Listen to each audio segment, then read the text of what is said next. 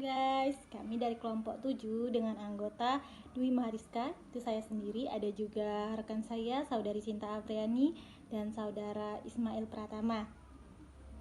Dengan dosen pengampu yang kami hormati Bapak Sierra Sailendra, MSI, kami dari Fakultas Dakwah dan Komunikasi jurusan Jurnalistik Universitas Islam Negeri Raden Patah, Palembang.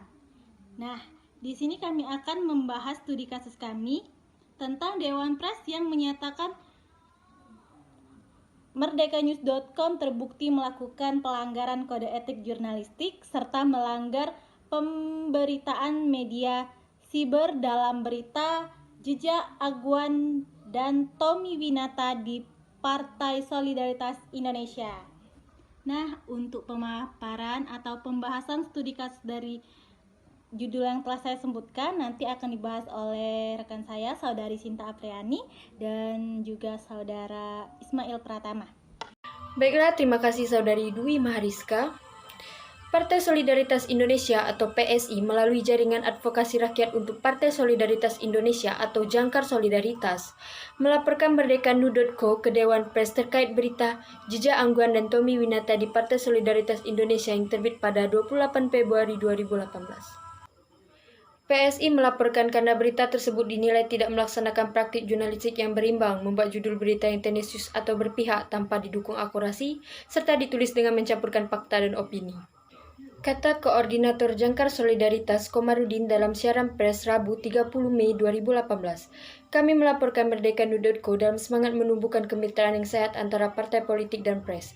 Jika ada yang kurang tepat, sudah seharusnya kami mengajukan koreksi.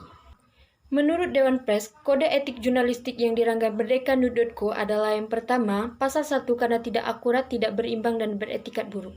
Pasal 2 karena tidak profesional dengan membuat berita yang tidak berimbang. Dan yang terakhir adalah aturan dalam pedoman pemberitaan media siber yang dilanggar adalah poin kedua tentang verifikasi dan keberimbangan. Tidak hanya itu, dalam putusan Dewan Pers tanggal 15 Mei 2018, Merdekanews.co terbukti melanggar Undang-Undang Pers karena Merdekanews.co belum memiliki badan hukum.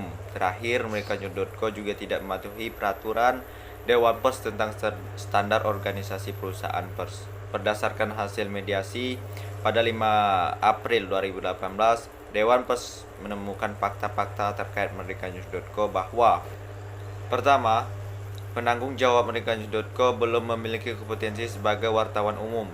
Kedua, Merdekanews.co belum berbadan hukum. Terakhir, wartawannya belum memahami kode etik jurnalistik.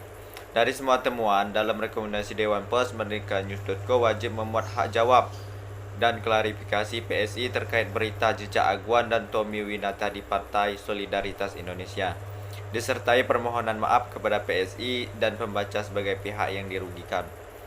Lebih lanjut, jika Merdekanews.co tidak memiliki rekomendasi Dewan Pers, PSI berhak membawa kasus ini ke ranah hukum. Siaran pers ini dirilis oleh DPP Partai Solidaritas di Jakarta Rabu 30 Mei 2018.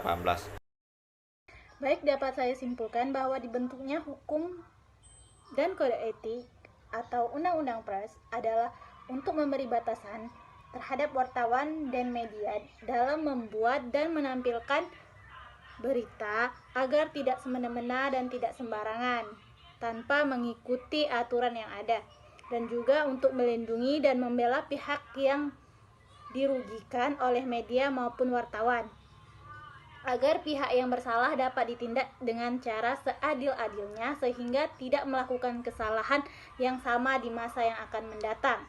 Dan semoga penilaian dan keputusan tersebut dapat ditarik hikmahnya, sebab pers yang sehat dan profesional adalah dambaan kita semua.